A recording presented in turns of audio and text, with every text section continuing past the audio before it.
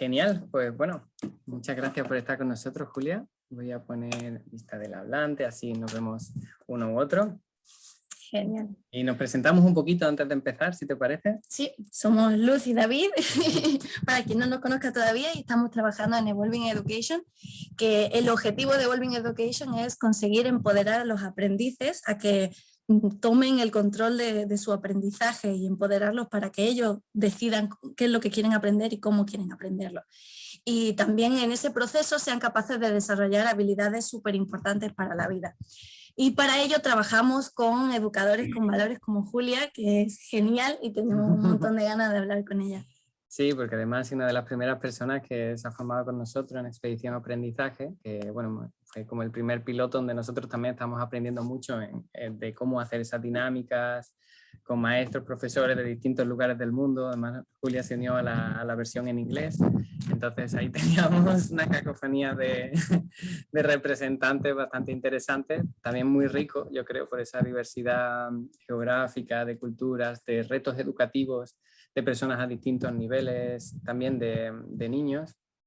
Así que bueno, muy interesante, y tenemos ahora muchas ganas de aprender de su trayectoria, de tu trayectoria, Julia, en la educación. Desde que empezaste en España, te fuiste luego a Escocia, has estado enseñando idiomas también en países como Marruecos, Qatar. Entonces seguro que un montón de experiencias que te han ido enriqueciendo y que seguro que incorporas hoy día en tu trabajo como facilitadora, ahora sí con niños más pequeñitos de primaria, en el sur de España, por ahí en Sotogrande, creo que era, ¿no? Bueno, San Enrique de Guadiaro, que a tiro de piedra de Sotogrande, sí. Ajá, por ahí en Cádiz, en el sur de España. Y bueno, queremos, en lugar de hacer una presentación así larga tuya, sacando todo la bio y tal, lo que queríamos más bien que nos contases tú, primero de todo, por qué haces lo que haces, qué es lo que te motiva a trabajar en educación, a hacer de esto tu propósito.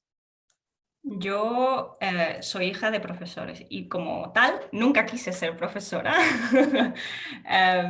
pero la educación siempre ha estado muy presente en mi vida, tanto a nivel familiar como luego la importancia que mis padres daban a la educación fuera del ámbito familiar.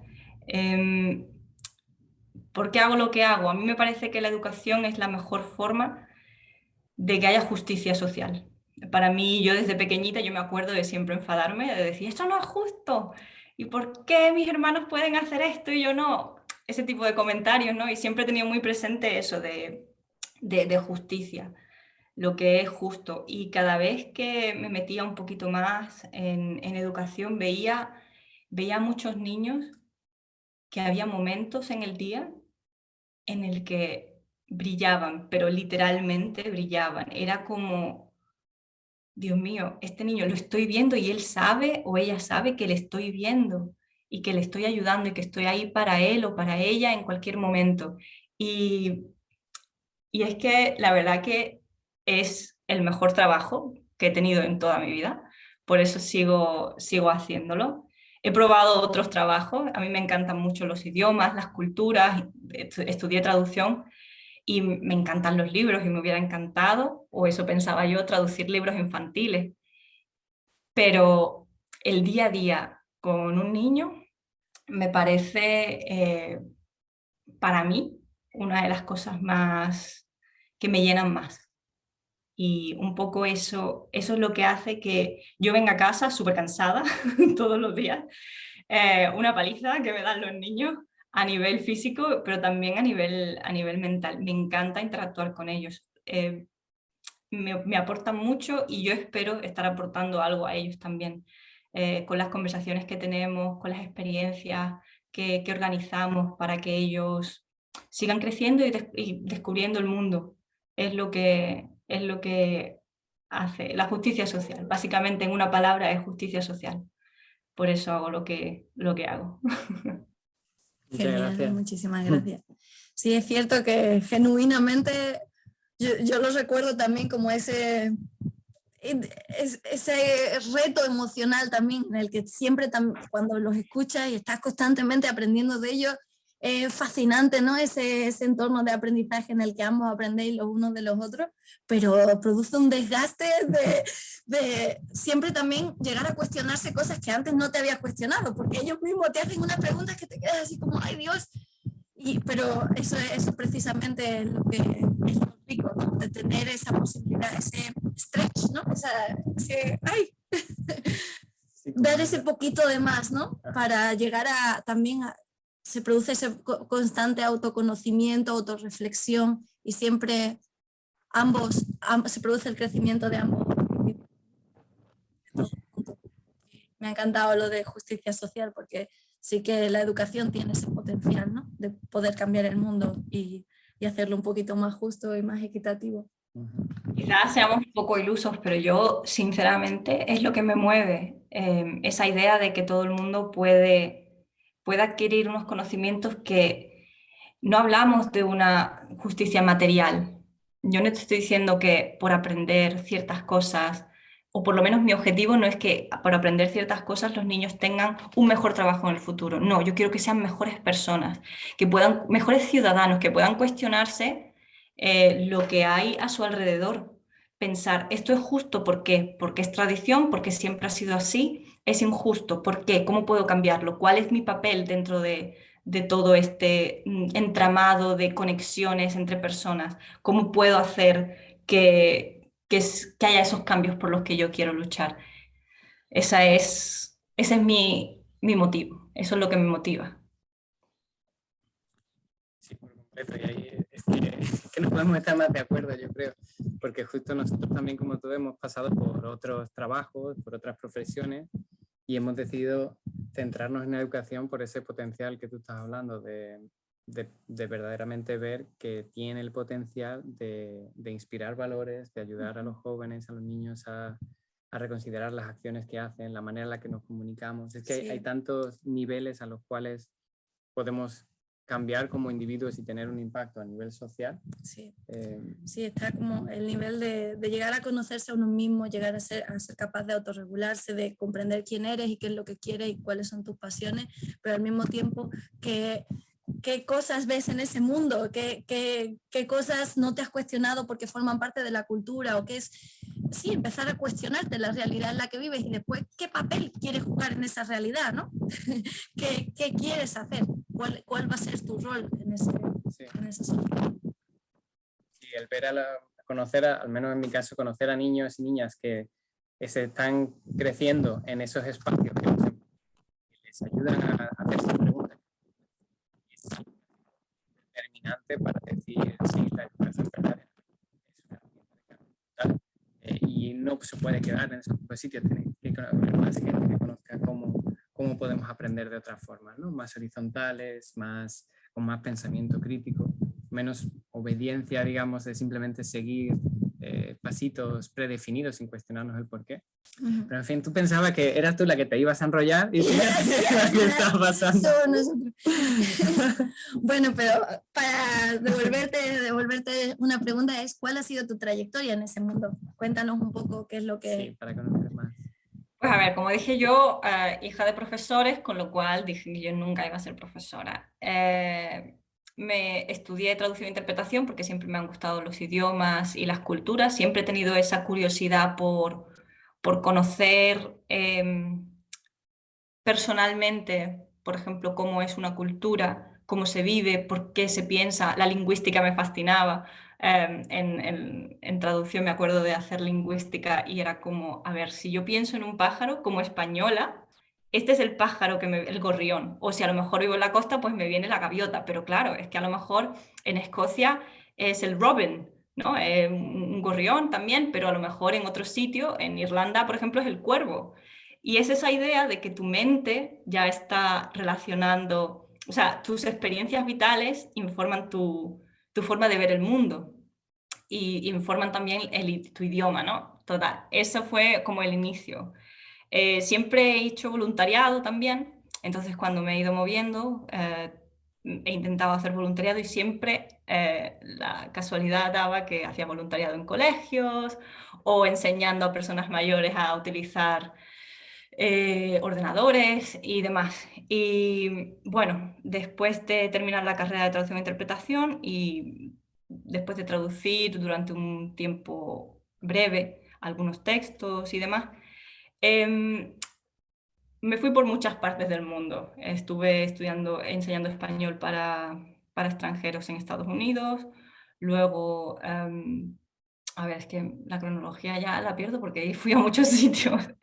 Pero bueno, de una forma u otra acabé en Escocia y allí fue donde me formé como profesora de primaria, después de estar haciendo voluntariado en un cole durante un año y trabajando pues de camarera, en el Zara, todas estas cosas que uno hace mientras está conociendo un poco, o conociéndose, mejor dicho, ¿no? Y sobreviviendo. Y, y realicé allí mis estudios. En Escocia pues viví tanto en Edimburgo como en Glasgow. En Glasgow es donde pasé la mayor parte del tiempo. Y también estuve como mi primer destino oficial como profesora en un pueblo en Aberdeenshire, al norte de Escocia, un pueblito de, si te digo que tiene 1000 habitantes, probablemente estoy poniendo de más. Pero fue muy interesante. Tuve ahí una primera directora que valoraba lo que yo hacía, lo que yo intentaba hacer con los alumnos, siempre me apoyó mucho y le estoy muy agradecida.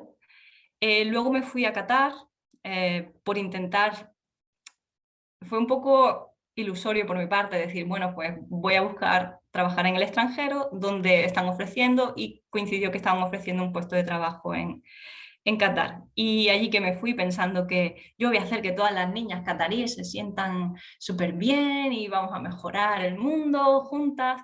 Y bueno, tuve mis pequeñas victorias, porque ahí hay la sociedad es muy clasista, hay unos estratos muy, muy claros, y dentro de ese clasismo, aparte del dinero, también está un machismo bastante evidente.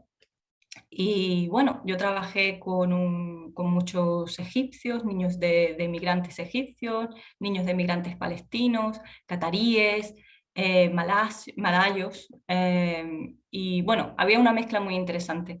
Y tuve buenas experiencias también allí. Pude ver, me acuerdo de de una conversación con un padre, era la última hija, creo que eran palestinos. Era la última hija y era la primera vez. El padre se sentó así súper serio y escuchó todo lo que yo le dije sobre Mariam. Me acuerdo perfectamente, la tengo a la niña visualizada. Un encanto de niña, trabajaba súper duro, le encantaba venir al colegio, pero claro, era la niña más chica, de no sé cuántos hermanos, y parecía un poco bueno, que nadie le echaba cuentas porque tampoco, bueno, en fin, que era la última y tampoco pasaba nada, ¿no? Estaba todo más o menos ya encauzado en la familia. Y me acuerdo de ese hombre sentado, súper serio, y al final termino de hablar porque yo le cuento todo, que es fantástica, no sé qué, maravillosa, me encanta trabajar con su niña es un encanto, la tenía la niña al lado, yo veía como la niña cada vez se ponía como más contenta, ¿no? De lo que yo estaba diciendo, pero súper tímida a la vez. Y el padre al final me dice súper serio, tendré que venir más veces por aquí. Me alegro mucho. Y digo, bien, digo, preste la atención a su hija porque merece la pena, es una niña encantadora. Así que, bueno, de ahí me volví otra vez a Escocia y de Escocia me fui a Marruecos. En Escocia tuve la suerte de ya entrar un poco en contacto con la metodología Bosque Escuela. Estuve 3 años en el mismo colegio en Glasgow, y Glasgow tiene una reputación, por parte merecida y por parte no merecida, de ser una ciudad bastante difícil. Yo, sin embargo, siempre he encontrado, todos los colegios en los que he estado eran fabulosos, y el colegio en el que estuve 3 años, que se llama Merrily Primary School, tenía, porque ya se jubiló, una head teacher, una directora, que al principio te lo ponía difícil, al principio decía, a ver, este es mi cole, a ver quién me traen, porque claro, todo esto va a través del council, entonces como yo era funcionaria, a mí me enviaban a un colegio y yo tenía que quedarme en ese colegio.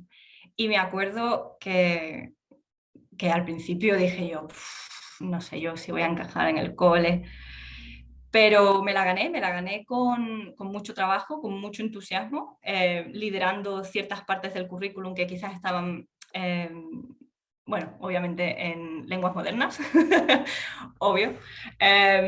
Y me la gané con eso, con el esfuerzo y con las ganas de hacer cosas nuevas por los niños, y ella lo vio. Y entonces ella me apoyó ya, después de los primeros 6 meses, vio que yo quería quedarme, que yo estaba ahí por y para los niños. Y nada, y me apoyó al 100% y me quedé eso 3 años hasta que ya se jubiló. Y entonces ya dije, bueno, pues vamos a probar otro sitio. Y me fui a Marruecos, y en Marruecos la verdad fue justo antes de la pandemia y tuvimos muchos problemas. Era un colegio que estaba empezando y era un colegio que estaba empezando sin tener claro qué quería ser. Y eso supuso un problema, sobre todo para mí, que yo venía con muchas ganas y ya con una experiencia. Y claro, llegó la pandemia también, yo dije, mira, este colegio no es para mí, ¿qué puede pasar? Tú puedes estar en un colegio que puede ser fabuloso o no, pero que simplemente no conecta contigo. Entonces yo pensé que era más honesto decir, mira, pues lo dejamos aquí. Y surgió la posibilidad de trabajar en este colegio, que empezaba también, que por un lado me dije, otro colegio para empezar, no sé yo, a menos que tengan las ideas claras, pero sí, la verdad que en el colegio en el que estoy ahora, este es nuestro segundo año de primaria. Ya llevaban 2 o 3 años antes haciendo infantil, va creciendo de forma gradual. Y la verdad que muy contenta. Al final he encontrado trabajo en Cádiz, que eso no, no sé ni cómo ha pasado. Pero bueno, al final he llegado aquí y he podido hacer esto por todas las experiencias que he tenido en otros países y por haberme aventurado quizás, porque yo eso es algo que para mí me es innato. Yo tengo la necesidad vital de descubrir cosas por mí misma, irme a otros países y verlo. Es más, yo, esto no lo he contado, por mi 18 cumpleaños había ahorrado y me autorregalé ir a Finlandia porque había escuchado que era el sitio donde estaba la mejor educación de toda Europa. Te estoy hablando del 2004, no, sí, 2004, 2005. Yo no tenía ordenador en mi casa, yo no tenía internet en mi casa, no sé ni cómo, tuve que ir a casa de mi vecino para organizar el viaje, no había móviles, yo me acuerdo de entrar en el, ¿cómo se llama esto? En el Tourist Office, en la oficina de turismo de Helsinki, para poder conectarme a internet y poder enviar un email a mi madre y decir estoy bien. Ese tipo de cosas que ya parecen súper lejanas, pero sí, a mí eso es lo que me ha llevado quizás hasta aquí. Y bueno, y cada uno de esos colegios en los que he estado, si quieres luego desgrano un poquillo más en cuanto a qué es lo que me ha hecho ser la profesora o la maestra que soy hoy. Pero sí, un poco esa es mi trayectoria vital con mucho. También estuve en Estados Unidos, también estuve en Chile, pero quizás así como los más importantes pues fue Escocia, sobre todo, que es el país en el que me formé como profesora, como maestra de primaria, y ahora aquí en Cádiz. Sí que has pasado por sitios, ¿eh? Sí, Fantástico. Sí. Es que realmente toda esa experiencia creo que te permite uno poder elegir también, ¿no? Porque si no conoces qué opciones hay o de qué forma se enseña en distintos lugares, es difícil luego tomar acción y no simplemente replicar lo que vimos como niños en nuestra propia educación simplemente, ¿no? Y por ahí viene la siguiente pregunta, que es ¿qué evento te ha hecho reconsiderar la forma en la que enseñamos y aprendemos? Tú has surgido bastante probablemente desde la educación convencional que tú recibiste como niña a la educación de la que ahora formas parte. Es muy diferente. Quizás uno de los momentos en los que vi de primera mano qué era y qué es lo que yo no quería ser, fue cuando empecé mis estudios de posgrado en educación primaria en Escocia. Tienes que hacer ciertas prácticas, como aquí en España, y pues claro, te toca el profesor que te toca, y había cosas que yo veía que obviamente, como todo profesor, tú observas a una persona, hay cosas que te gustan y te dices, pues, para mí, y cosas que tú dices, no soy yo, no es algo que me guste. Pero notaba en algunos colegios que estaban muy centrados en seguir un poco con la misma dinámica. La misma dinámica de pupitres. Quizás los pupitres ahora no estaban mirando hacia la pizarra como cuando nosotros estábamos en el colegio, pero eran en grupito, pero al final tenían que estar mirando a la pizarra, o sea que no tenía ningún sentido. Y fue en el colegio de Glasgow en el que estuve 3 años con la directora Liz Mahendra, con la que todavía sigo en contacto y que espero que venga a verme por aquí. Y fue su capacidad de decir, primero te miraba y te decía, vale, tú estás aquí por y para los niños, vale, ¿qué ideas tienes? Preséntamelas. Y era un poco así como un reto, decirle, mira, yo le decía, mira, pues yo quiero hacer la semana del francés. ¿Por qué? Porque el francés es el primer idioma, pero tenemos que hacerlo de una forma agradable, o la semana del español, porque yo soy española, entonces, venga, vamos a hacer el español, que es una de las leyes que tenemos aquí en Escocia, que tenemos que hacer, que se llama el 1+2, un idioma materno más 2 extranjeros en primaria, que tienen que ser introducidos hasta cierto nivel. Y yo veía que se repetía mucho y que era muy... lo típico, ¿no? Todos los niños al final llegaban de primero a sexto diciendo los colores en francés y poco más, ¿no? Entonces yo lo intentaba dinamizar un poco. Y esa fue una de las primeras cosas que me dio un poco la confianza de decir, mira, pues las ideas que tengo, pues están bien, pues se pueden hacer. Y luego la propia directora se había encontrado con la metodología Bosque Escuela y lo quería introducir. Y contrató a un artista, y es artista y también un líder de Bosque Escuela o Escuela Bosque, depende de cómo, cómo se traduzca. Y la verdad que fue muy interesante porque no teníamos para hacerlo con todos los niños, pero podíamos hacer como una selección de niños por clase. Entonces decíamos, a ver, ¿qué niños se beneficiarían de esto? ¿El por qué? Y entonces ya nos empezábamos a preguntar el por qué se beneficia un niño y otro no. Tenemos que tener a un niño que sea un poco más modelo, pero que a lo mejor tenga unas necesidades afectivas diferentes. Teníamos a una chica, por ejemplo, una niña que era muda selectiva y que poco a poco, yendo a esas sesiones, pues se veía ella un poco como con más confianza.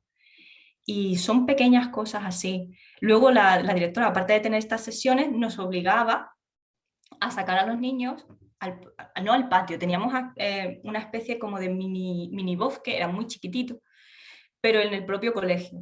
Y entonces nos decía, tenéis que hacer actividades fuera, sacar a los niños fuera, no tenéis que estar en la clase, no tenéis que estar en estas 4 paredes. Y nosotros, los de primero, las de primero, pues éramos todas profesoras, nos encantaba abrir la puerta y hacíamos cosas en el patio. Pues venga, vamos a pintar fuera, pues vamos a ir ahora a ver y a observar los pájaros, vamos a hacer... Y eran esos primeros cambios que yo veía que luego en la sala de profesores había como roces. Estaban los que no querían y se oponían y eran negativos, y lo que yo llamo radiadores. Estaban los aspiradores que te quitan toda la energía y todo es negativo, y los radiadores que estamos como, mira qué guay, hemos podido hacer esto y mira qué chulo, y los niños ya has visto cómo han subido, han bajado, o sea, se arriesgan, están más como interesados en cosas. Y fue eso un poco mi decir, jo, si hubieran más radiadores en el mundo, habría más cambios. Y si hubiéramos también, si tuviéramos una estructura con una directora capaz de ver eso y de potenciarlo, a pesar de que haya mucha gente o muchos profesores que armen mucho ruido porque no quieran ese cambio, a mí eso me inspiró también mucho. Y ya luego aquí he tenido o tengo la posibilidad de trabajar con el director actual también, y con la directora del colegio, el director de currículum y la directora del cole, que la directora tiene una visión diferente de lo que la educación debería ser, y con el director, con el que hablo muchísimo, que fue profesor en Summerhill, en Inglaterra, viene de muchas experiencias en educación democrática, en escuelas alternativas, una visión diferente de lo que el currículum educativo debe ser. Pues a partir de ahí he seguido desarrollándome. Una de las cosas que me propuso fue contactar con vosotros para hacer el curso y así ponerme en contacto con otras personas y tener esas conversaciones que estaba teniendo con él, pero quizás con otras personas más para ver que no es tan, ¿cómo te digo? No es tan inusual esta forma de entender la educación. Sin embargo, quizás es más inusual dentro del sistema público. Y ahí es donde reside mi resquemor. Ahí es donde me parece muy, muy difícil entender que por burocracia se deniegue a los estudiantes posibilidades. Ya esto lo he visto en todos los colegios. En Glasgow también pasaba muchas veces, no podemos ir al parque, que está al lado, porque tenemos que hacer un risk assessment, tenemos que tener no sé cuántos adultos, tenemos que tal y cual. Y digo, a ver, que solo los quiero llevar al parque, que está aquí al lado. Que es que no estoy diciendo ya si hablamos de, pues yo qué sé, un poquito más lejos, que los niños no pueden subir al árbol. ¿Por qué? Pues porque se van a caer o no. Digo, yo estoy viendo muchos niños que no se caen, ¿sabes? Lo que pasa es que hay que ayudar a los niños a hacer a creer primero en sus capacidades y luego a que las desarrollen y que sepan dónde está el límite. Yo he tenido niños que han subido y quizás se envalentonaban al principio, subían mucho y luego miraban abajo y decían, Julia, y yo, vale. Y yo voy y te cojo y no pasa nada. Y la próxima vez ya sabes que tu límite es donde tú mires para abajo y ya no puedas decir, ya no puedo subir más. Así que eso es un poco, eso es lo que yo he sacado, es ese tipo de... En mi trayectoria he encontrado a ciertas personas que me han empujado a pensar de forma diferente. Quizás ya era algo que yo tenía, o quizás me gustaría pensar que era una semilla que yo ya tenía y que simplemente pues ha ido germinando con el tiempo. A mí no me gustaba para nada pensar en una clase en la que yo estaba sentada y había un libro y yo decía, página 58. Yo es que decía, digo, esa es la educación que yo recibí. Y yo he tenido muy buenos profesores, ¿eh? Yo he tenido muy buenos profesores. Pero pensando en primaria, había una profesora que era extremadamente cálida, que era una bellísima persona, que yo me acuerdo de que todos los niños íbamos siempre a darle un abrazo. Pero de todos mis años de primaria, que solamente me acuerdo de una, y no te estoy hablando, o sea, ya era por su calidad personal, no era por lo que ella enseñaba, porque a la par era un poco lo mismo que todos, ¿no? Pero me pareció muy, muy triste pensar que solamente podías recordar a una persona en primaria. Y yo espero, no lo hago por vanidad, pero yo espero que haya muchos niños que digan, pues Julia creyó en mí, cuando a lo mejor había otros que no creían. O Julia me enseñó esto. O con Julia hicimos esta actividad y esto es lo que me ha llevado a pensar de esta forma y a hacer esto. O a creer en mí mismo para hacer ciertas cosas. Yo espero ser, sin que me tengan que mencionar, que no quiero que, no es necesario que digan mi nombre, pero que tengan esa semilla ya plantada y que luego, conforme vayan conociendo a más gente, esa semilla vaya creciendo, vaya germinando y se convierta en lo que ellos quieran que se convierta. Pero yo me lío, ¿eh? Así que cortarme cuando queráis. Es genial todo lo que has dicho. Sí, han dicho tantas cosas que estaba intentando ahí apuntar. Una de las que se me ha quedado ha sido lo del risk assessment, ¿no? Que evaluar los riesgos. ¿Qué mejor forma que un niño evalúe los riesgos para que sepa cuáles son sus límites? Sino, ¿cómo estableces tus límites? ¿Cómo sabes cuáles son tus capacidades si ni siquiera tienes la posibilidad de experimentarlo? De ahí es la importancia de que se hagan cosas, porque si no, en la teoría no puedes aprenderlo. Así Hay muchos miedos infundados y también a nivel burocrático hay muchos obstáculos, hay muchos supuestos que te ponen. Es más, yo hablé ayer mismo, estaba arreglando el cuarto de materiales y le dije a un compañero, mira, yo estoy en casa para mantenerlo todo organizado y tal, estoy cada vez que un cartón de huevos, el rollo de papel higiénico, todas estas cosas que se pueden utilizar para cosas de arte y tal, las estoy organizando. Y dice, sí, pero una vez me dijeron que el cartón del váter no. Y digo, ¿pero por qué no? Dice, no, hombre, porque como ha estado en el cuarto de baño, y digo, bueno, y tú como persona has estado también en el cuarto de baño, y el cepillo de dientes está también en el cuarto de baño. Hay muchas cosas que digo, pero a ver, obviamente no te voy a traer uno manchado, es que hay cosas que son absurdas. Obvio, sí, sí. Pero ese tipo de comentarios que van pasando, dicen, no, es que una vez me dijeron, y digo, es verdad, lo van diciendo por ahí, que no se puede utilizar el cartón del papel higiénico, y digo, pero ¿por qué no? Es que ni siquiera, o sea, no tiene ningún sentido para mí. Sí, es Y son curioso, esas el nivel de tonterías que siguen protección. pasando. Sí, es como que el nivel de miedo social casi va en aumento paulatinamente conforme nuestro mundo es cada vez más seguro. Sí. Conforme cada vez el número de crímenes van hacia abajo. Inversamente, desde el punto de vista digital, no nos importa, por ejemplo, que los niños sí tengan redes sociales desde que tienen 12 años y cosas. Eso es completamente seguro.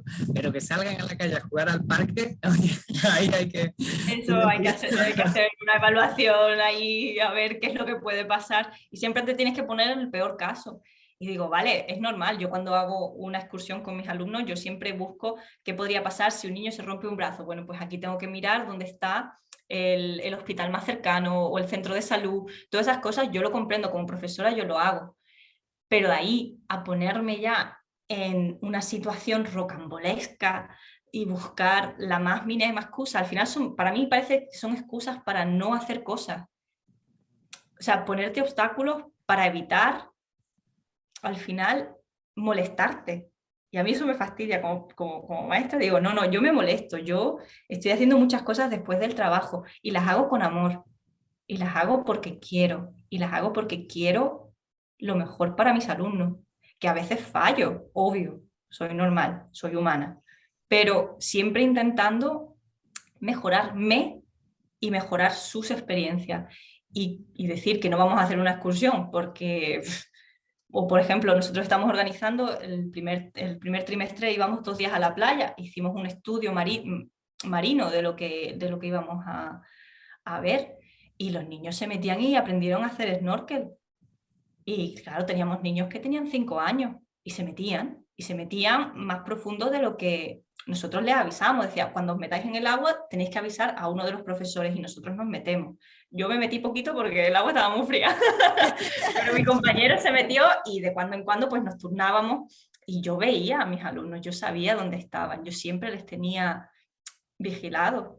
Pero yo no voy a decirle, no te metas en el agua, que eso lo hice una vez cuando fui en Escocia, fíjate, en Escocia, los pobres chiquillos, a la playa, que eso no, a ver, hacía calorcillo, pero tampoco era gran cosa, habíamos hecho la playa, habíamos estudiado un poco la playa y tal, pero todo de forma muy aséptica, ¿no? En la clase, vamos a mirar los animalitos, y me acuerdo de llevarlos a la playa y los niños estaban encantados.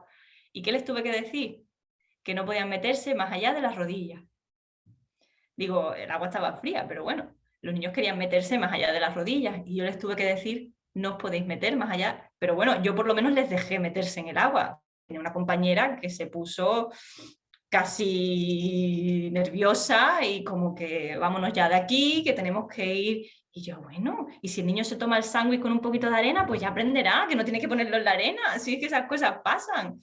Y bueno, y no pasa nada, el niño no se va a morir por tomar un poquito de arena o escupir un poquito de agua de mar, esas cosas. Obviamente estoy vigilando, pero no tiene que ser hasta el punto que va en detrimento del desarrollo de los niños. Es que a mí eso es lo que me... Sí, están como las prioridades bien claras, ¿no? Oye, y ahí en Escocia ha hablado antes de que la directora quería explorar un poco eso de la metodología bosque-escuela o escuelas-bosque, como queramos llamarla. ¿Nos podrías contar un poco de qué van las escuelas bosque? Bueno, pues allí fue cuando empezamos y era simplemente estar en contacto con la naturaleza. Hacíamos actividades en la naturaleza, al aire libre, respetando la naturaleza, siempre hablábamos mucho del respeto y de un poco crear esa curiosidad por nuestro entorno más directo. Más que hablar de osos polares, que me parece genial. Si los niños están interesados en osos polares, yo hablo de osos polares todo lo que quieras y más. Pero Si estamos, por ejemplo, en Escocia, donde hay muchas ardillas, pues podemos hablar de la ardilla americana invasora o la ardilla local. ¿Cuál es cuál? ¿Por qué? Porque es invasora. Se llama invasora por... hay millones de cosas. ¿Qué tipo de árboles hay? ¿Por qué están estos árboles aquí? ¿Qué otros árboles hay en 100 metros más para allá? ¿Son los mismos? ¿Por qué? ¿Están plantados? ¿Es un bosque natural? ¿Es un bosque artificial? Todo ese tipo de preguntas surgen estando en el sitio. Igual que en la playa. En la playa los niños me preguntaban, pero ¿y esta concha qué es? Y claro, tú como español tú dices, una concha. Esto es. Pero claro, ya cuando te preguntan, dice, ¿y esta? Y era una súper brillante y se llama abalone. Y claro, esa se convirtió, era muy difícil de encontrar y esa se convirtió en la concha a encontrar. Y se convirtió en una moneda de cambio, los niños estaban haciendo trueque. Entonces yo le explico, pues estáis haciendo trueque, pues ¿qué es trueque? Pues tú cambias y consigues una cosa a cambio de otra. Y los niños ya empezaron ahí. Y yo dije, bueno, nos podéis llevar todas, ¿por qué? Porque las conchas se desintegran con el paso del tiempo, la erosión, y forma parte, y cogí un poquito de arena y veíamos que había trocitos de conchas, y digo, y además estas conchas pueden ser reutilizadas por otros animales, porque además veíamos los erizos de mar, que los utilizaban, parecía, quizás no, tendría que hablar con un biólogo, pero parecía que las utilizaban para protegerse también. Parecía que como lo sacaban y lo ponían, aparte de tener los pinchos. Bueno, todas esas conversaciones surgen porque estás fuera, porque estás en plena naturaleza, porque lo estás viviendo. Si yo le digo a los niños, vamos a identificar plantas en clase, me dicen, pues muy bien, pues yo te hago esto, te digo, esta planta es esta planta es esta planta es esta. Ahora vamos al parque y tiene más sentido. Y ya no solamente tiene sentido, creas esa necesidad innata, porque además hemos estado hablando, por ejemplo, a los niños les encantan las vinagretas, y digo yo, ¿cómo pueden comerse tantas, por Dios? Pero las vinagretas estas las arrancan y se ponen a chupar y sabe a vinagre por atrás, por lo que es la parte del tallo. Y claro, y unas veces tenía una niña que me dice, dile a mi madre que sí que me puedo tomar estas, porque son amarillas como las que hay aquí. Y yo hablé con la madre y le digo, mira, que me ha dicho que te diga que estas plantas, y la madre, no, pero es que esta no es, pero se parece mucho, pero no es la misma. Y digo, bueno, pues entonces vamos a seguir investigando qué plantas amarillas hay en nuestro entorno para que tú puedas identificar la que te puedes comer y la que no te puedes comer. Y luego también cuántas plantas debes comerte para que haya ese equilibrio entre lo que tú te comes y lo que debes dejar para para las abejas, por ejemplo. Nosotros hemos creado hemos empezado también con un panal. Vino un chico de Málaga que trabaja con la miel y nos enseñó un poco todo, y entonces los niños dijeron, vamos a hacer miel, quiero hacer miel, y digo, bueno, tú no, tú no vas a hacerla, pero podemos traer a una reina, abeja, y podemos crear estos panales y luego podemos probar la miel que crean y luego con la cera podemos hacer una vela. Y entonces todas esas conversaciones los niños ya las retienen. Y luego lo que hice fue pasar eso a una clase de arte en la que dibujamos una abeja muy realista. Luego lo pasé a clase de lengua, en la que hacíamos un poco de no ficción, en la que poníamos pues las distintas partes de la abeja, y luego teníamos que describir, o después de ver un vídeo también sobre distintos trabajos de las abejas, pues ellos lo escribían. Pero partimos de una experiencia real y de un interés real, no un interés forzado. Y quizás esa es la conexión que nosotros estamos haciendo ahora mismo en nuestro colegio. De una experiencia real lo trasladamos a lo que llamamos nuestros talleres de lengua y de matemáticas. Y es un poco, yo entiendo esa metodología, la metodología Bosque Escuela, así como empezar en la naturaleza. Y claro, por ejemplo, los de infantil sí que están todo el tiempo en la naturaleza y tienen muchas formas de participar en ella. Y hay muchas actividades que son optativas. En primaria ya tenemos que hacer un poco más, como te digo, hacemos matemáticas e inglés, y luego hacemos lo que llamamos un exploration. Y eso lo eligen ellos. ellos eligen qué es lo que quieren hacer. Y ahora mismo estamos haciendo fotografía. Querían aprender sobre fotografía y estamos aprendiendo sobre fotografía. No sé si quiere enseñarnos algunas de esas imágenes que nos ha contado Sí. antes. Y yo desaparezco un minuto para resolver una cosita. Y pues...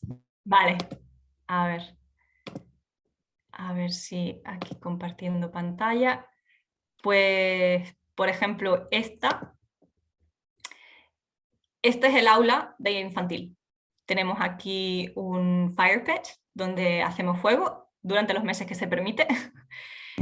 Luego tenemos aquí, pues tenemos esta casetilla. Aquí, por otra parte, aquí más atrás hay más cosas, pero bueno, aquí están caballos que se escapan de cuando en cuando. Y bueno, aquí están haciendo ellos su morning circle, donde se les explica un poco qué es lo que van a ver en el día y demás. Esto, por ejemplo, esta es la clase de infantil. Para la clase de primaria tenemos niños que están haciendo investigación, que estos se llaman los personal projects, proyectos personales, que lo hacemos durante los lunes. Y estos son nuestros 2 alumnos más mayores que han decidido que van a hacer un coche de estos, un go-kart. Y entonces están investigando y están, pues, no sé si lo veis aquí abajo, han creado lo que ellos piensan que va a ser el coche. Luego se ve a Julian aquí buscando un poco qué partes hicieron un budget de lo que ellos querían y demás, pero bueno, esta es una de nuestras clases. Esto también es primaria. Tenemos un espacio abierto fuera también para ellos, que pueden entrar y salir de la clase, y esta es su Mud Kitchen, y les encanta. Cuando llueve, aquí están ellos haciendo sus tortitas, sus cakes, ellos te dicen qué es lo que están haciendo en el momento, y pues aquí están con las vinagretas y los palitos y esas cosas, y te lo dan, hojas de eucalipto y demás. Y aquí, por ejemplo, esta es otra parte del cole. Aquí estaban aprendiendo sobre Darwin y la selección natural. Entonces cada grupo de niños tenía una característica. Había unos garbanzos en el medio, y entonces le damos distintas características, y el que tuviera menos al final de 2-3 minutos, pues estaba eliminado por selección natural. Entonces unos, por ejemplo, tenían las manos así y solamente podían coger los garbancillos así y tenían que ir de uno en uno. Otros pues tenían que cogerlo con cuchillo. La verdad que lo hicimos pasar mal a los niños, pero se divirtieron y entendieron un poco qué era la selección natural. Ahí vemos, por ejemplo, con las cucharas, esos llegaron bastante lejos en la selección natural. Y luego aquí era pues eso, apuntar quién ganó, por qué ganó, y hacer un poco una pequeña reflexión. Aquí otra vez hablamos también de las distintas mariposas y cómo se camuflaban y por qué pasó, por ejemplo, en la Revolución Industrial, cuando las mariposas, es que se llaman las pepper moth, que las blancas al principio sobrevivían porque se mimetizaban con el tronco y luego otras no. Entonces hay muchas cosas que, empezando quizás de forma más natural, pues bueno, y esto ya también se pusieron a pintar ahí como si fueran cavemen. Y aquí pues estamos pintando como si fuéramos cavemen debajo de la mesa, como hacían las palmas de las manos, escupiendo o pintando alrededor y demás. Entonces son distintas actividades, los sumarios, en fin, hay muchas cosas que hacemos, y todo eso forma parte de lo que es nuestro día a día en el cole. Esta es la parte de atrás del cole, que tenemos aquí pues una casa en el árbol que los niños construyeron, nosotros construimos con ellos obviamente, para ayudarles. Y bueno, este es un poco el espacio en el que estamos. Nosotros invitamos muchas veces a expertos, y vinieron, por ejemplo, unos expertos a hacer el anillado de diferentes pájaros. Estamos en el estrecho de Gibraltar, hay mucha migración, y los niños están muy interesados. Tenemos muchos buitres leonados por la zona, tenemos muchas águilas también. y tenemos muchos pajarillos chiquitillos que son quizás más difíciles de detectar. Entonces invitamos a esta organización, Tumbaway, que trabaja aquí en Algeciras, y pues nada, hicimos una recogida de pájaros con red, que eso tiene que ser de forma oficial, y luego pues miramos, identificamos los pájaros que habían en la zona, si eran hembras, machos, los niños sabían cómo tenían que tocarlos, cómo tenían que cogerlos, cómo tenían que soltarlos, los identificaban en el libro y luego los dejaban libres. Y eso dio mucho juego para seguir hablando de muchas más cosas luego en clase. Y bueno, también nos lo pasamos bien. Hacemos tonterías y nos reímos mucho y creamos amistades entre nosotros. Y bueno, también visitamos, por ejemplo, la gente local, esto en la Sierra Crestellina, en Málaga, que está muy cerca de donde estamos. Hicimos queso ecológico de cabra, ordeñamos a la cabra, en fin, nos lo pasamos bien. Luego nos llevamos el quesito a casa y los padres se lo comieron y eso les encantó también. Pero bueno, hicimos una cata de quesos. O sea que intentamos hacer un poco... No paráis, ¿no? Sí, hay muchas cosas. A ver, el día da para mucho y muchas veces decimos, Dios mío, no nos da para todo lo que queremos hacer. Pero sí. Viendo esto, cualquier persona, incluso que no sea maestro o profesor, va a estar diciendo, yo quiero ser profe. Claro, así sí merece la pena ser profe, viviendo estas experiencias, creando estas oportunidades. Es más complicado, ¿eh? Es más complicado ser profe así, porque requiere mayor involucración por tu parte, o sea, no es tan fácil, en el sentido que hemos dicho antes de que a nivel emocional inviertes mucho, pero yo creo que no hay otra mejor forma de ser profe, no hay. Y esa era una pregunta que teníamos acerca de retos, ¿no? Para que no parezca todo tan bonito, mira que bien sale el queso, todo, ni se corta la leche, todo genial. Cuéntanos algún problema, algún reto al que te has enfrentado recientemente y algo que has aprendido de ello. A ver, quizás uno de los mayores retos ha sido empezar un cole. Empezar en un cole nuevo donde viene gente con distintas expectativas, tanto padres como profesores, siempre es un reto.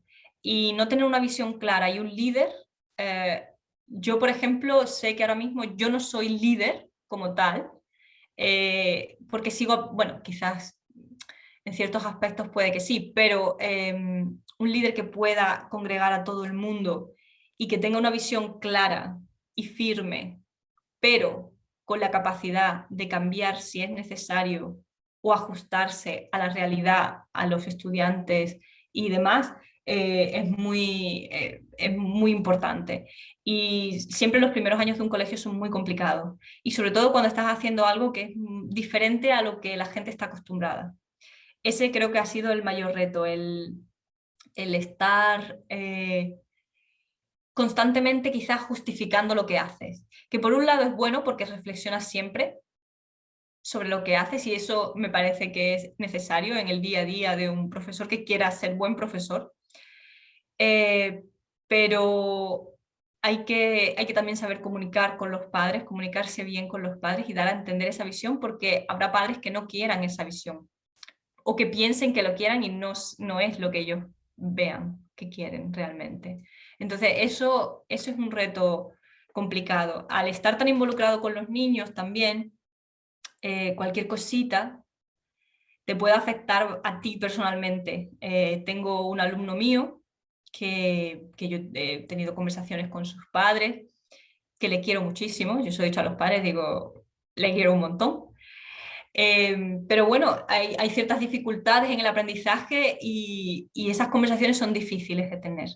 Hay padres que se lo toman bien, que te lo agradecen, y hay padres que no. Hay padres que yo lo comprendo. Yo comprendo que no estén preparados para escuchar ciertas cosas sobre sus hijos, sobre sus capacidades, en un momento determinado o en un área en concreto. Pero yo siempre digo, yo tengo la obligación de decir qué es lo que observo. Puede que ustedes observéis otras cosas. Y me parece correcto que nos pongamos, o sea, hablemos de estas observaciones pero esas conversaciones son muy difíciles. Yo he tenido un alumno que en Escocia, por ejemplo, que claramente era un niño encantador, me encantaba, pero estaba claramente, tenía ciertas áreas, como por ejemplo la escritura, que no podía, y te estoy hablando de un niño ya de 8 años, 7, 8 años, y los padres seguían pensando que era, bueno, que como, dicen, bueno, pero es que él ya llegará, ya llegará. Y yo le decía, mira, yo no soy psicóloga, yo no te puedo decir qué es lo que tiene o no tiene tu hijo. Digo, pero yo he trabajado con muchos niños y te digo que hay algo que no es 100% como debería ser entre comillas, siempre, pero que está dificultando ese aprendizaje, por ejemplo, en la escritura. Y ellos decían que no. Tuve muchas reuniones con estos padres, muchas reuniones que eran de hora, hora y media. Imagínate, después de estar todo el día con los niños, tener una hora, hora y media, cada mes, mes y medio, siempre añadiendo un poquito más y ver. Digo, yo se lo decía con muchísimo cariño y cuidaba mucho las palabras que decía, porque yo sé que estoy hablando de su hijo, yo sé que es lo mejor que tienen en su casa. Y esas conversaciones te las tienes que trabajar mucho y son muy complicadas. Pero yo le haría un flaco favor, sobre todo al niño o a la niña, si no lo comunicara. Si no dijera, pues mira, hay ciertas cosas que no son correctas. Y hay muchas veces los padres no lo quieren escuchar. Y trabajar con padres que ya no solamente no quieran escucharlo, sino que van en contra de ti por haber dicho que hay ciertas dificultades, es muy complicado. Y si no tienes a un equipo detrás que te esté apoyando, se hace cuesta arriba. Esa es la realidad también del maestro. Y eso de que se entra a las 9 y se sale a las 3, eso es mentira. Yo entro a las 7:30 y no salgo, salgo a lo mejor a las 5 y luego vengo a casa, desconecto un rato y me pongo otra vez. Así que, en cuanto al reto de un comienzo, de un currículum o de la forma en la que estamos enseñando ahora mismo, yo estoy enseñando fotografía, yo no sé tomar una buena foto, pero yo tengo que educarme y me hizo muchísima gracia. Ayer me envió una madre un vídeo porque encontró a su hija que estaba con un Apple Watch y le decía, ¿pero qué estás haciendo? Y cuando se lo enseñó dice, no, es que hoy en clase Julia nos ha dicho cómo se puede tomar un extreme close-up, entonces he hecho una foto de mi ojo, luego hemos hecho un medium close-up, entonces he hecho esto, un close-up, entonces he hecho una foto de mi cara, y la niña se había aprendido, sin decir a lo mejor todas las palabras, pero había hecho exactamente lo que le había dicho. Y digo, fíjate, pues yo eso lo aprendí el otro día y ya ese conocimiento se lo he pasado a otro y estoy creando esa necesidad, tanto para mí como para ellos, de aprender más sobre fotografía. Y yo tengo que aprender sobre fotografía para poder enseñar. Pero yo también tengo que mostrarme vulnerable y decirle a los niños, mira, yo sé lo que sé.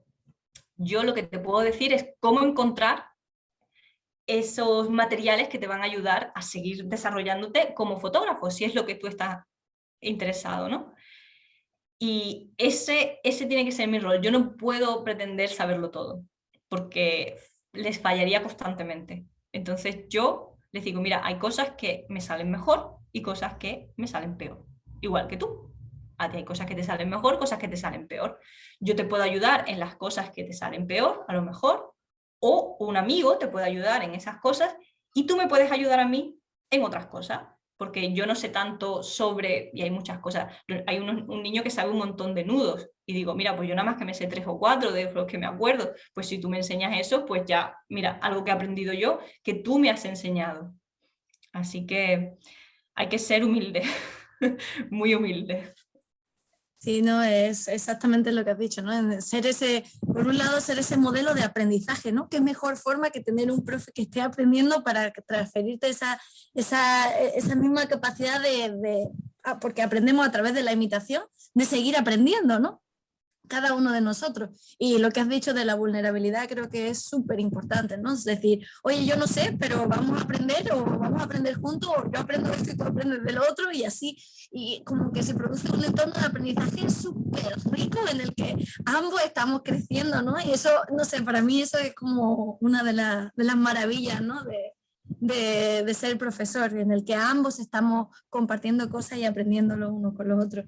Y también has mencionado algo muy importante, ¿no? También ese equipo de profes en el que todos estáis a una, ¿no? Y trabajando juntos para poder llegar a tener una visión hacia la que poder ir y apoyarnos en ese proceso que obviamente surgen muchos retos, ¿no? Y como estamos hablando de comportamiento humano, de aprendizaje, es que es muy difícil también tener todas esas Claro, no hay conversaciones. soluciones absolutas, No hay- ni verdades absolutas, por lo que cada caso es necesario poder compartir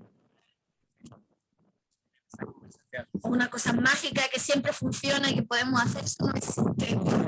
Entonces, claro, es fantástico también eso, tener ese equipo de personas que están ahí también apoyándote en todo ese proceso, ¿no?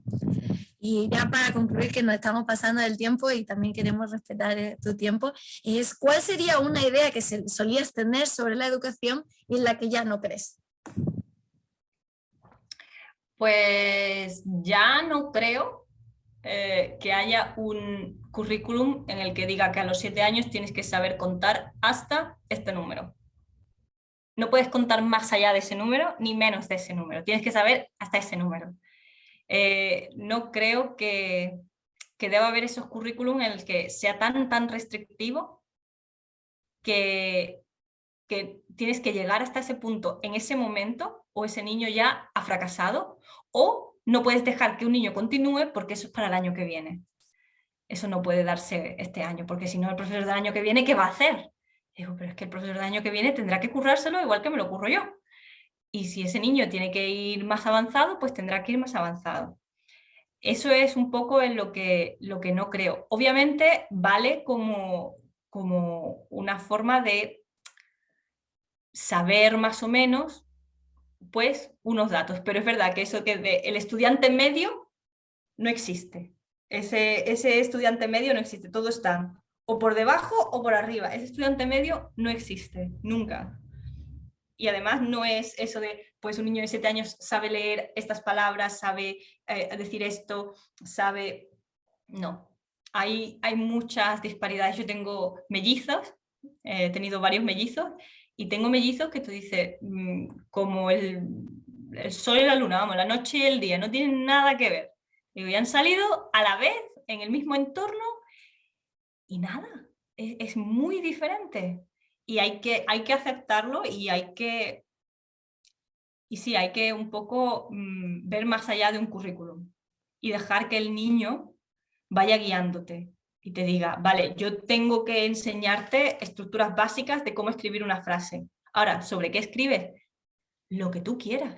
¿Por qué te tengo que enseñar ahora, porque estás en primero de primaria, sobre, yo qué sé, cualquier cosa que se te ocurra? Animales de la playa o el antiguo Egipto. Si no estás interesado en el antiguo Egipto y te gustan los mayas, pues vamos a hablar de los mayas y tú me escribes frases sobre los mayas. O si tú estás interesado en el espacio, pero el espacio es un tema que no se da hasta quinto de primaria, tú dices, bueno, perdonen ustedes, yo no voy a hacer que este niño espere de primero a quinto. Yo esas conversaciones he tenido con profesores que me dicen, no, hombre, no, pero es que les he enseñado una canción, que es que yo se la enseño en quinto y están ahora en primero, y digo, bueno, pues cuando lleguen a quinto, pues aprenderán otra canción y lo harán de otra manera, o a lo mejor aprenden la misma, pero la ven de otra forma y la interpretan de otra manera. Y a lo mejor les gusta el espacio y cada vez saben más, y ellos son los expertos en quinto. Y tú no tienes por qué ser el experto. Tú siempre puedes decir, mira, pues Andrew, dime qué tal, cuál es la diferencia entre Júpiter y Urano, cuál es la distancia entre el Sol y Marte. cosas que a lo mejor a ti, porque no es tu pasión, se te escapa, pero al niño le ha encantado y siempre le va a encantar. O sea, yo tenía una profesora en Glasgow que, que decía, tú imagínate que a un niño en infantil, ¿vale? Le gusta, pues eso, el espacio. Tú dices, no, ya no puedes dar el espacio, pero ni en la universidad, ¿eh? Porque como ya dice el espacio, entonces ¿cómo te vas a especializar astrofísico? No, tú ya diste espacio a otra cosa, mariposa, aunque lo hayas dado en infantil. Y es como, a ver, no, siempre hay mucho más. Lo que pasa es que muchas veces el currículum estándar que te dan te dice, pues es que tienes que aprender este vocabulario, ¿vale? Pero si es que este vocabulario ya se lo he aprendido o no es interesante, porque también puede ser. Dicen, no, es que los niños están más interesados en los agujeros negros. Vale, pues vamos a explorar los agujeros negros. ¿Por qué no? ¿Qué se sabe? No le voy a poner ahí a Stephen Hawking hablando de agujeros negros, pero tendré que intentar entenderlo yo para intentar, pues, darles a ellos la posibilidad de responder a esas preguntas que tienen. No tiene por qué ser tan restrictivo. Un currículum es una ayuda, pero no debe ser tu meta. Tu meta no puede ser cumplir esto, y que todos los niños sepan esto y esto. También ahí van la idea de los exámenes.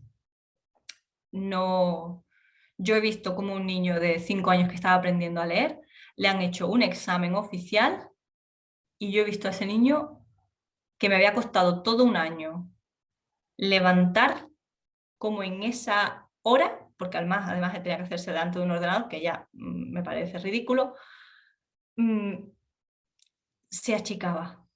Y yo le dije a la madre, digo, mira, no te voy a dar ni los resultados, digo, porque no me importa, porque Benjamin es un niño encantador y ha conseguido muchísimo. Y si este test dice que tu niño no está a nivel con 5 años de lectura que otros niños, el niño medio de 5 años, digo, me da igual. Y a ti te tiene que dar igual también como madre, porque tú estás haciendo lo correcto, porque estamos haciendo que este niño disfrute de su educación. Y yo ahí sí que me enfadé cuando vi a ese chiquillo porque me obligaron a hacer ese test. Era un test estatal que habían incorporado era en primero, en cuarto y en séptimo de primaria, porque en Escocia ya está séptimo de primaria. Lo habían incorporado y todos los de primero de primaria hicimos una campaña. Yo envié un email reivindicativo al Ministerio de Educación y le dije que jamás en mi vida voy a poner a mis alumnos delante de un ordenador para que ustedes tengan información. ¿Para qué? ¿Para qué? Si ni siquiera saben lo que es la educación muchas veces. No saben apreciar lo que es el día a día con un niño. Y si están aplicando, como estaban aplicando en ese momento, una metodología de juego en el que se trabajaba a través del juego y los objetivos eran más que los niños estuvieran contentos y aprendieran y tuvieran ganas de aprender para el resto de su vida, ¿para qué haces este test? ¿Para qué? ¿Para destruir su confianza, que me ha costado un año que el niño la desarrollara? No. Y no me contestó. Pero bueno, yo me quedé a gusto, lo dije, y luego al año siguiente quitaron el test para los de primero. Por lo menos para los de primero, es que los profesores que somos de principio de primaria, y por lo menos en mi experiencia, somos duros.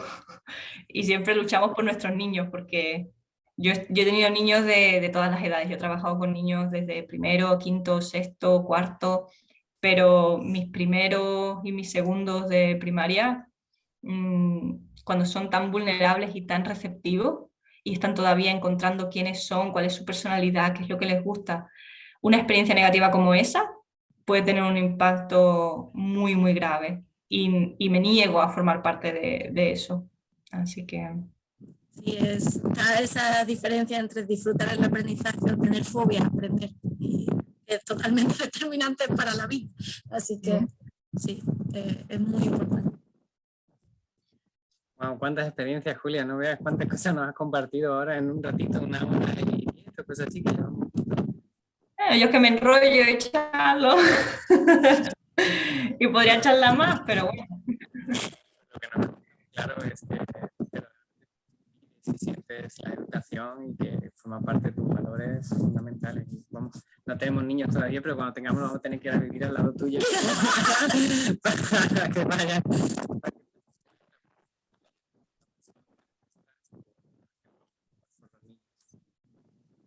Muchas gracias. Muchas gracias. Muchas gracias a ti también por tener esta conversación con nosotros, ha sido genial y vamos a seguir todos trabajando para ese mismo objetivo, esa justicia social. Vamos a... Sí, que cada vez sean más los maestros y maestras que han tenido la oportunidad también de vivir, de conocer alguna de estas experiencias, porque creo que ha sido muy rico en todo.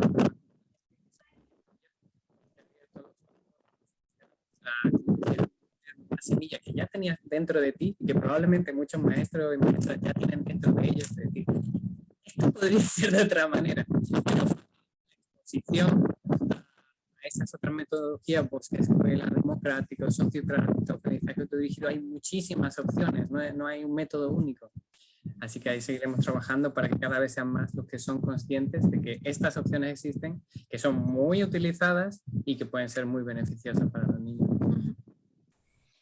Un abrazo muy grande. Pues muchísimas gracias. Muchas gracias a vosotros. Una semana. Aquí está lo que queráis, ¿eh? Muchas gracias. Hasta luego. Hasta luego.